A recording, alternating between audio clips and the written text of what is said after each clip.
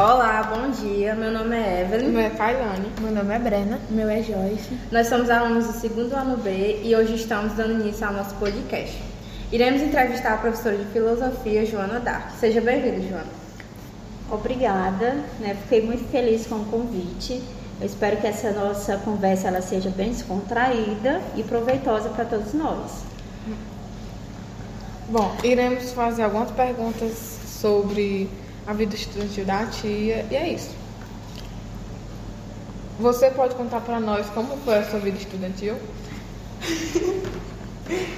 Então, assim, a minha vida estudantil, ela teve seus desafios, Teve suas dificuldades, mas foi um momento em que eu aproveitei bastante, Então, assim, tanto o ensino fundamental como o ensino médio foi bem diferente do que é hoje, Nós tínhamos mais dificuldades com relação à merenda, nós tínhamos dificuldade com relação a transporte, a livro didático, mas o mais importante é que eu sempre vi na educação, na escola, um caminho que eu pudesse seguir para realizar aquilo que eu realmente queria para a minha vida.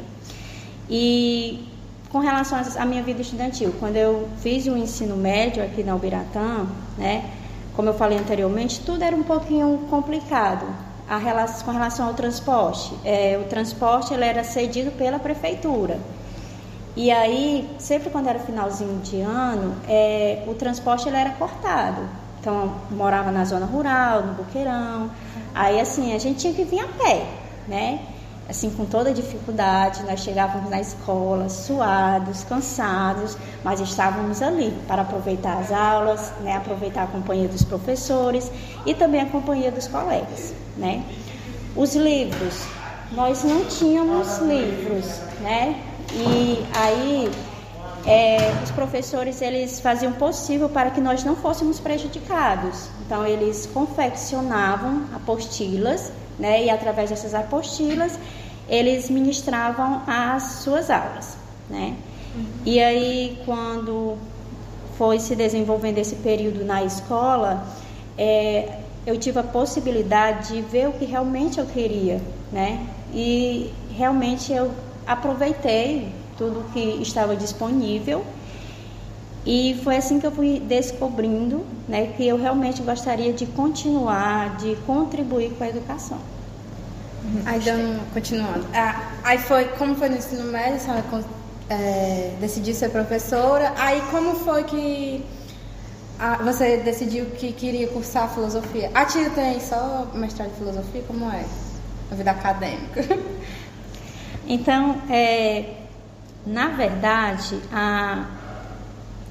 a disciplina de filosofia, infelizmente, ela era um pouquinho vaga, porque assim, no ensino médio nós não tínhamos acesso às teorias, dos filósofos. O que era ministrado na disciplina de filosofia eram temáticas, o que é a liberdade, o que é a justiça, o que é a política. Então eram temáticas, Nós não tínhamos aí a possibilidade de rever realmente a teoria do próprio pensador.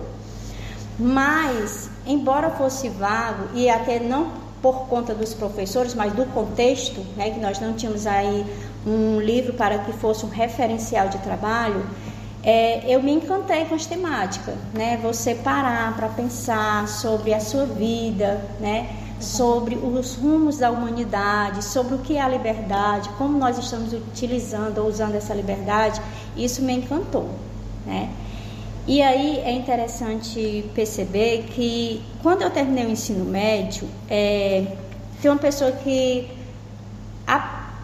talvez tenha apresentado, esse caminho da filosofia, que foi o padre... Não pode dizer que é o padre de Melo, pelo amor de Deus. Não, aí foi o padre... Gente, vamos começar de novo. Que foi assim o padre Eudásio, Então, assim, naquele período eu era catequista, e era comentarista.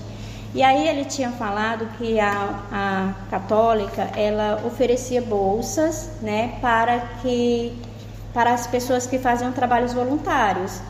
E aí eu fiquei interessada, justamente porque já no ensino médio nós já tínhamos iniciado essas reflexões, e essa proposta com a possibilidade de eu ingressar no ensino superior, né? Então eu fiz, né, o vestibular, consegui passar, ganhei uma bolsa, e assim eu pude realizar o sonho de fazer filosofia. Qual foi a sua maior dificuldade durante a sua vida acadêmica? Então vejam, né? Eu acho que a maior dificuldade, não só a minha, mas de todo aluno que sai do ensino médio, é que vou levar em consideração a minha vida acadêmica enquanto universitária, tá bom? Porque assim, no ensino médio, nós, enquanto professores, nós temos uma grande preocupação com relação ao aluno, né? A questão da nota, a questão das faltas, se ele realmente está aprendendo. Então, há essa preocupação. Quando nós chegamos no ensino superior, o aluno ele se vê sozinho, praticamente, porque o professor universitário ele não está assim, preocupado, né, com se você faltou porque não teve transporte, ou se você não pôde estar na aula, ou com o número de faltas. Então, o professor universitário ele não se preocupa, né? E aí, quando eu cheguei no ensino superior, eu senti, né, aquela presença do professor, auxiliando, ajudando, contribuindo. Claro que eles foram muito importantes com relação ao desenvolvimento, né, do pensamento, da visão de mundo, mas assim, eles não estão tão presentes como os professores do ensino médio, certo? Uhum. Com relação às metodologias, né, cada professor tinha uma metodologia diferente, e aí o aluno ele tinha que correr atrás, então o aluno ele tinha que matar um leão por dia, digamos assim, né?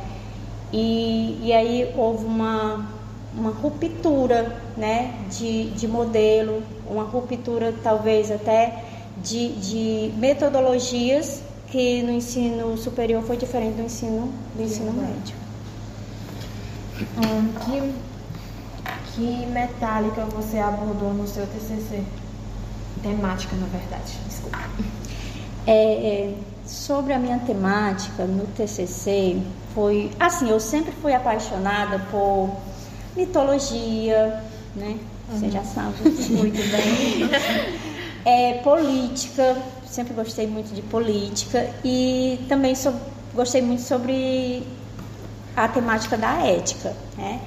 E aí, quando eu tive a oportunidade de estudar a disciplina de filosofia contemporânea, eu fui apresentada, né? Apresentada assim, né? Eu tive contato com um filósofo contemporâneo, Hans Jonas, que ele falava muito sobre a questão da ética, da responsabilidade. E aí, essa temática me encantou muito. Por que me encantou, né? Porque ele falava muito sobre a questão do sujeito ser responsável, não só por ele mesmo, não só pelos seus pares, mas ele ser responsável pela humanidade como um todo, pelo mundo que ele está inserido, né? Uhum. E aí é interessante perceber que essa temática ela foi muito oportuna para aquele momento, porque eu ainda gosto muito da temática da ética.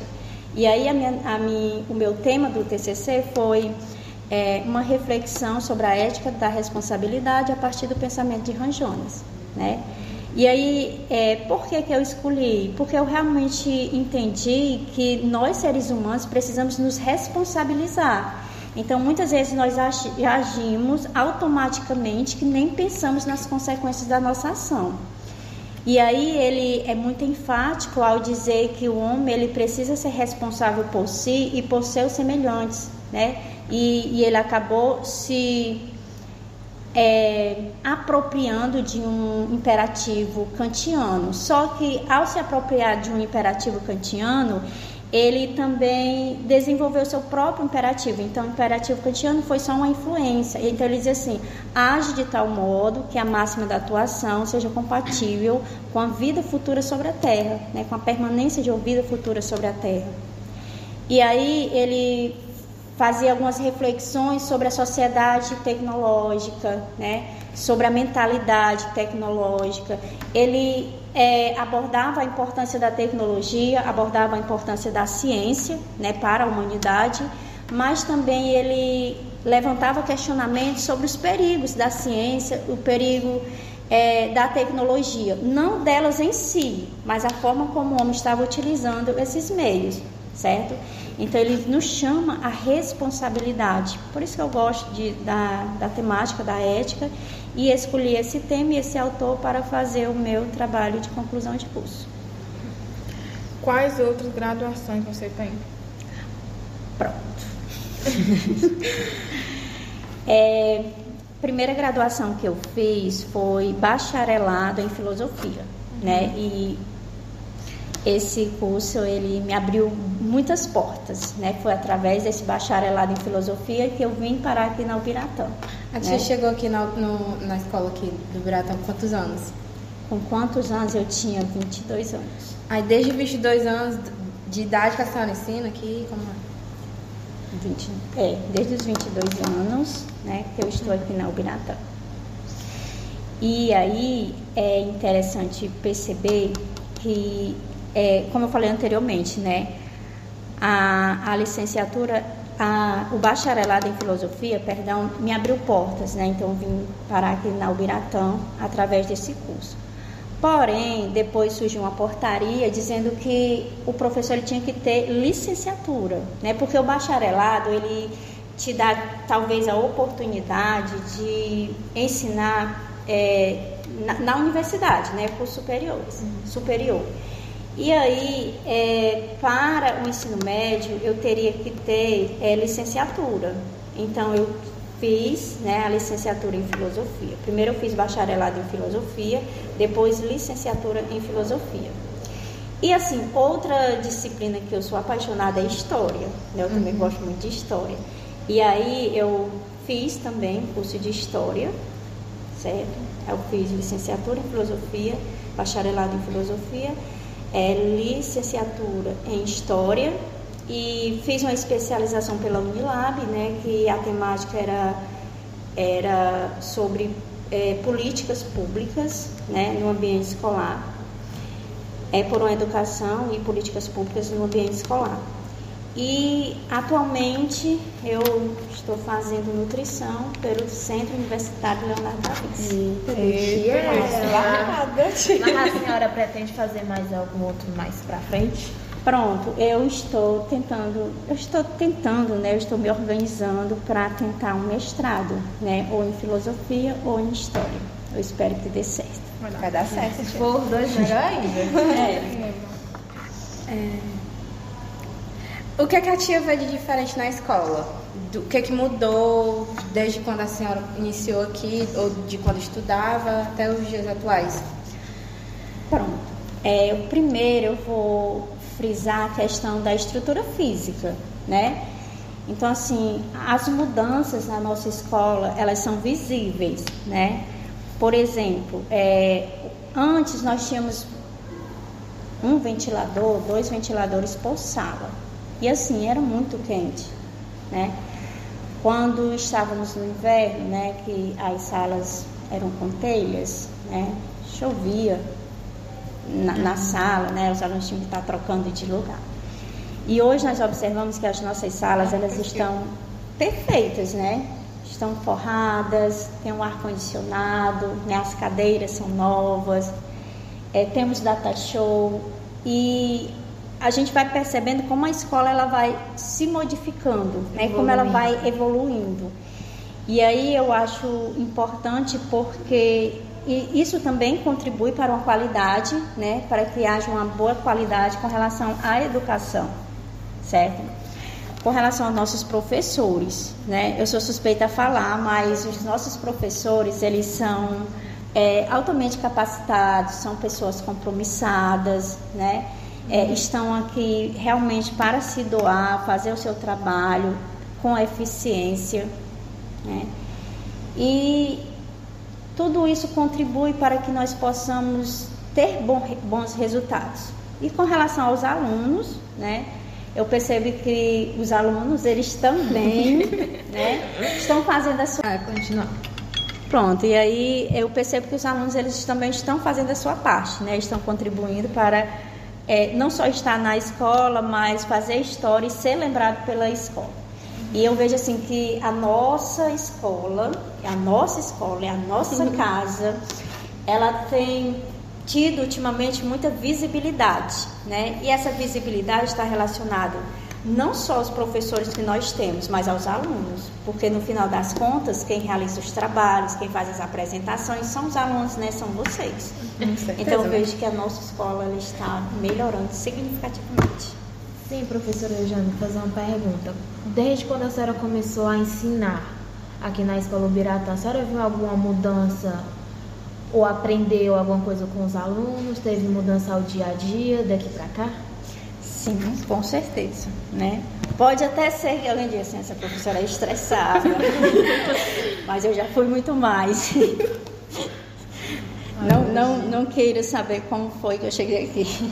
E aí, toda a relação, né, social, todo o grupo que nós passamos a pertencer, nos traz muitos ensinamentos, né?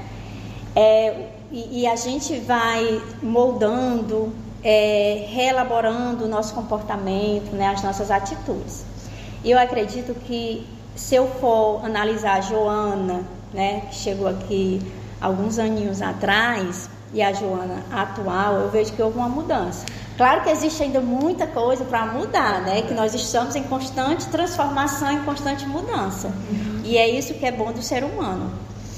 Mas eu percebo assim que eu fui tentando, né, rever muitas situações, rever mais assim o lado do aluno, porque às vezes em momentos de estresse você quer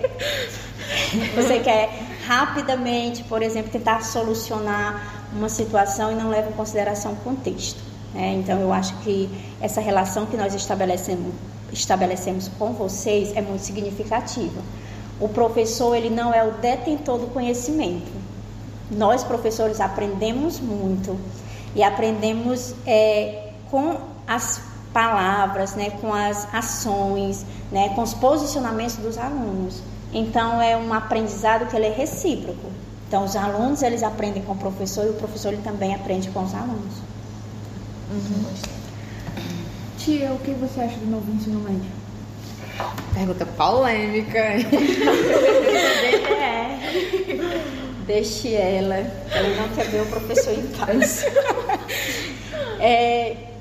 O novo ensino médio, eu acredito que ele tem um objetivo, né? Um objetivo pedagógico, né? Um objetivo social, né?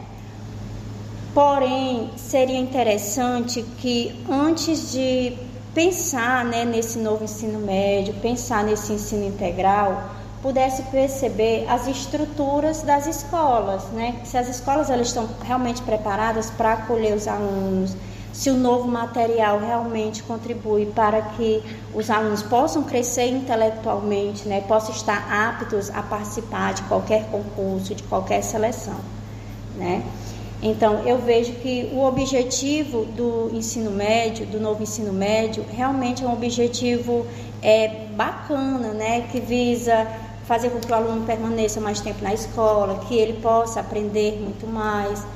Mas se o aluno ele não vê, por exemplo, um sentido de estar o dia na escola, eu acredito que esse momento ele pode se tornar sofrido para esse aluno, né?